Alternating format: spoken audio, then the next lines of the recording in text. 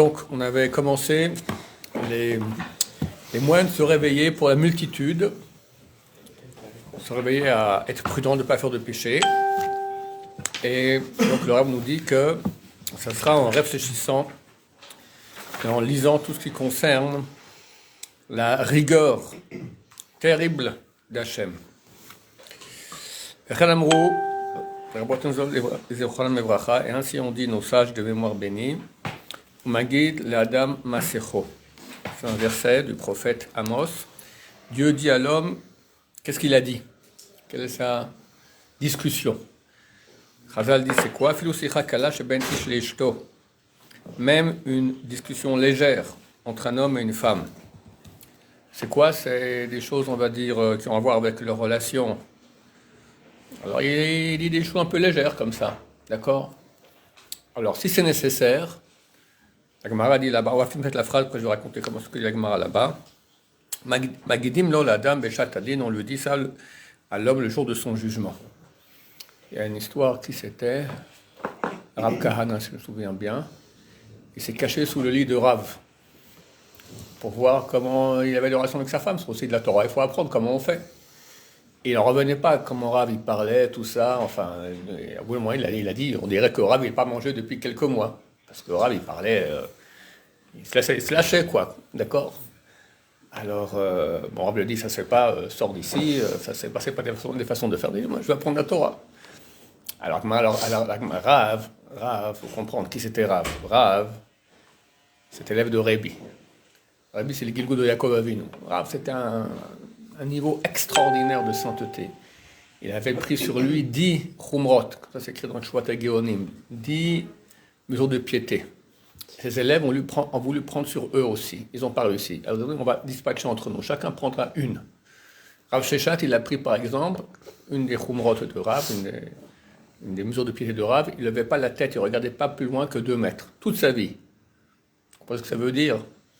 Sheshat, il a eu peur qu'il ne tiendrait pas le coup, il s'est crevé les yeux.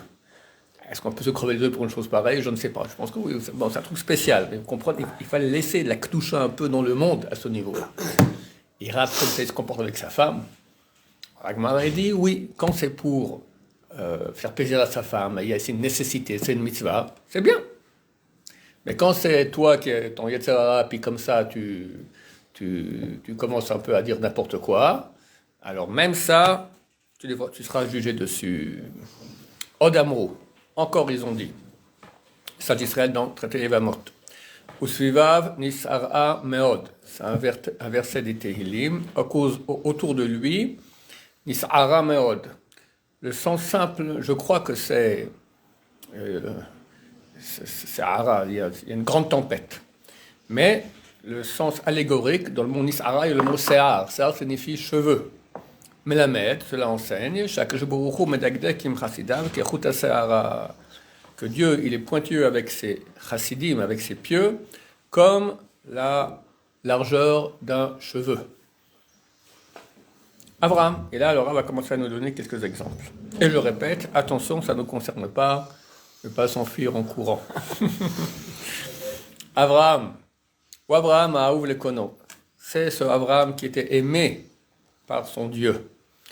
Ashirti Balav, au point où il est écrit à son propos dans le prophète Abraham Ohavi. Aucun des patriarches, aucun des grands d'Israël s'est écrit une chose pareille. Ohavi, que Dieu dit, tu es mon amant, je t'aime, tu es mon amour. Lopalat Minadin, il n'a pas pu échapper à la rigueur céleste. Et peut-être varim kalim, à cause de choses légères auxquelles il n'a pas fait attention. Hashamar Bamaeda. Dieu lui a promis qu'il aura une descendance et qu'il aura la terre d'Israël. Alors il a dit à Dieu, Bamaeda, comment je sais qu'ils ne vont pas pécher, que peut-être cette promesse, elle va pas se réaliser. Tu me promets la terre d'Israël et une descendance. Alors que Dieu lui a dit, Chayecha, par ta vie, Yadoa Teda, Kiger Yezaracha, sache que ta descendance sera étrangère dans un pays étranger. Donc, les 400 ans d'Égypte, d'esclavage en Égypte, parce qu'il a dit, comment je saurais? Terrible. Ashekarat Brit Imavimelech, Belot Sivou Shel Makom. Ne pose pas les questions. Non, c'est dur. C'est très dur. Mais c'est Abraham Avinu. Ouais. Bon, ça va. Non, mais C'est la justement, solution. si on se dit qu'Abraham Avinu, enfin, Plus Nous, quelqu'un, nous, on est- plus quelqu'un, il est proche de Dieu, plus lui-même va exiger une rigueur totale pour avoir droit à cette proximité. Si on on veut, cherche la miséricorde, on ne cherche pas la rigueur. on cherche la proximité de Dieu.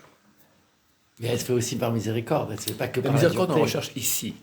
Mais dans le monde à venir, c'est un monde de vérité. C'est pas un monde de miséricorde. C'est un monde où tu veux, il faut avoir droit. Dieu, il est juste. Tu veux? Ok. Mais pour avoir droit, il faut avoir investi.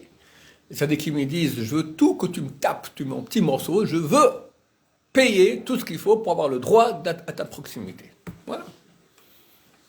Nous, on ne veut pas ça, parce qu'on ne sait pas si on tiendra. Alors, tout ce qu'on fait toutes nos vies, c'est seulement amener la miséricorde divine de Dieu sur nous. Mais heureusement que Dieu nous aime, mais il n'est pas toujours miséricordieux, sinon on n'aurait droit à rien.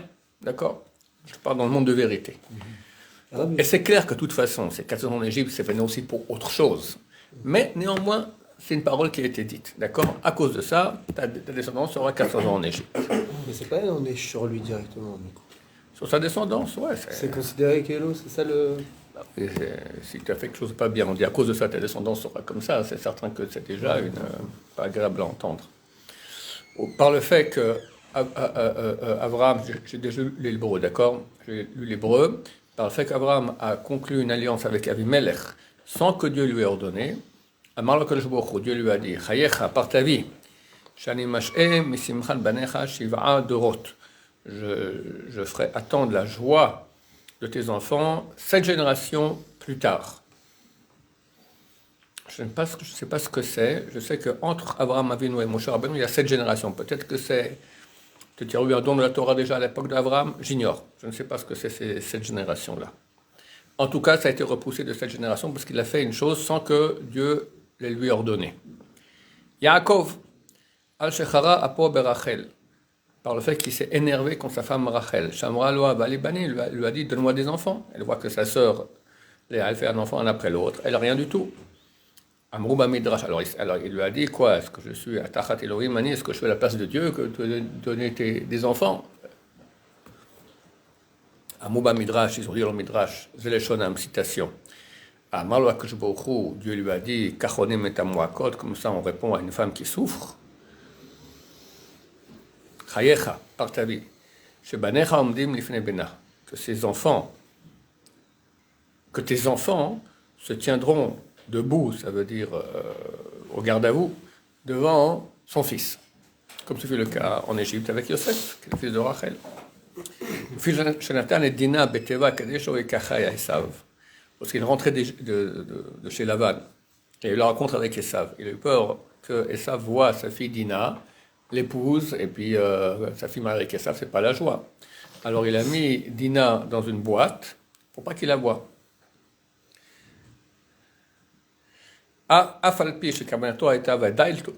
Bien que certainement son intention était bonne. Mais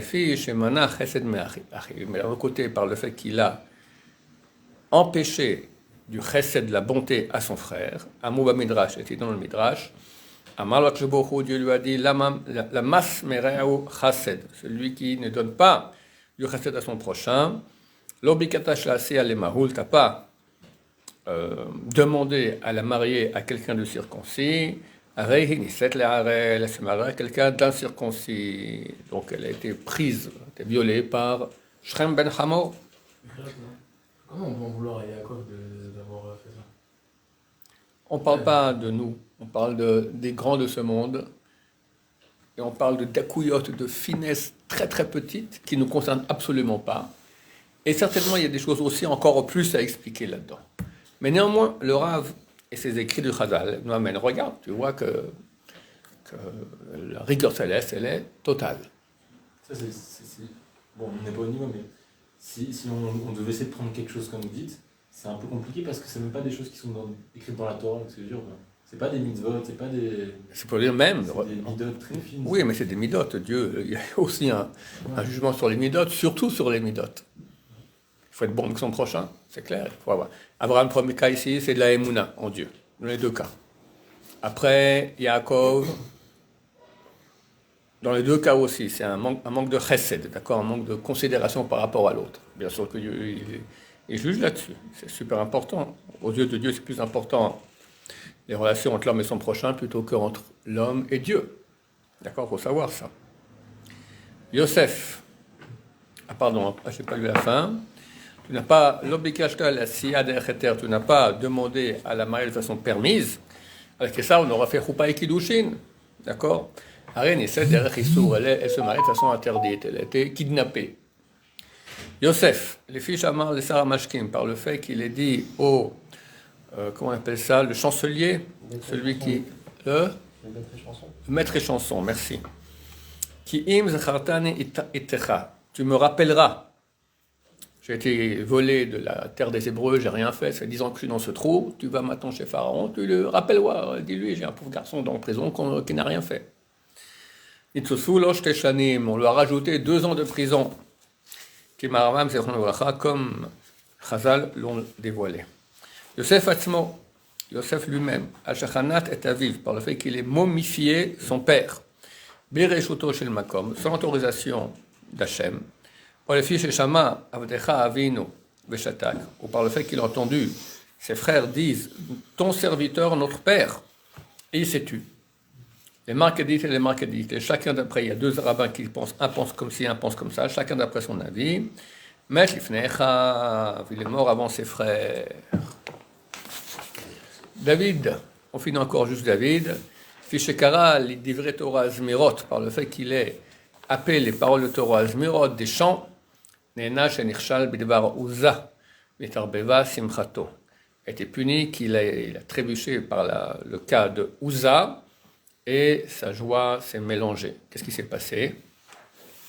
Uza, le tabernacle, il a été pris par les Philistins. Il a fait des malheurs là-bas. Ils ont pris deux vaches, ils ont mis sur un char et ils ont envoyé les vaches en son marche, jusqu'en Israël. Et là-bas, le roi David vient avec ses fauteurs, etc. Et il commence à prendre le tabernacle sur le chariot. Et à un moment, ils arrivent à un endroit, le tabernacle va tomber du chariot. Va Uza, c'est un des serviteurs de Yaakov, de David, et va pour retenir le tabernacle de tomber. Il est mort sur le coup. Pourquoi? Parce que la Gemara là-bas dans Sota, elle dit, parce que Dieu a voulu montrer à David, t'appelles la Torah des chansons. Il y a un verset là-bas, le roi David, dont il me dit, c'est comme pour moi des chansons du genre, j'adore chanter ta Torah.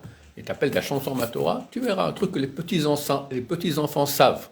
Qu'est-ce qu'ils savent? Ils savent que lorsque les Kohanim portaient le tabernacle, c'était eux qui étaient portés par le tabernacle. Ils ont traversé par exemple le Jourdain. Alors les Kohanim sont allés en premier avec le tabernacle, ils ont mis les pieds dans le Jourdain s'est arrêté. Il y a eu une montagne énorme de 300 km de haut de l'eau du Jourdain, et tous les Israéliens sont passés. Après, quand le dernier est passé, alors ils sont passés aussi les Kohanim. Mais comment ils sont passés? Ça, les gens ne savent pas d'habitude. Ils sont partis en arrière. Ils sont sortis de l'eau, hop, l'eau a commencé à couler. Ok, alors les Israéliens sont passés, et vous êtes bloqués là-bas derrière le Jourdain. Le tabernacle les a téléportés, il a passé au-dessus du Jourdain, et ils ont été posés là-bas. Donc, Dieu dit une chose que les enfants savent, que c'est marqué que le tabernacle, noset, nosav, il portait ses porteurs. T'as oublié? Je t'ai fait oublier. Et donc, Uza maintenant, vous auriez dû porter d'abord le tabernacle à la main et pas sur un chariot avec des vaches. Et quand Uza va pour retenir le tabernacle, Dieu a besoin qu'on le retienne, il est mort sur le coup. Et toute la joie qu'avait David d'amener le tabernacle d'ailleurs, il ne l'a pas amené pour finir. Il l'a amené chez quelqu'un d'autre, chez Edom Agiti. Il dit, je ne peux pas avoir un tabernacle près de chez moi, ça va faire des malheurs. Puis après, il a appris que pendant quelques mois où il était là-bas, Edom Agiti, toutes ses filles sont tombées enceintes de plusieurs enfants. Enfin, il a vu la bénédiction extraordinaire. Donc, il dit, ok, on amène le tabernacle au temple. Baruch Adonai, l'Olam, Amen, Mais malgré tout, il fait un acte qui n'est pas négatif. Il est là dans l'action justement pour apporter quelque chose de bon. Je te donne la même réponse. Pour le bien, le positif qu'il a fait, il aura tout le positif. Mais il y a 1 million de positifs, puis il y a 1 millionième qui n'est pas tout à fait extra. Sur ça aussi, il veut être jugé. Il veut, je veux pas ça. On va là-bas avoir 1 million de positifs avec un négatif, on veut pas le négatif, on veut rien. Allez, Bézard Tachet.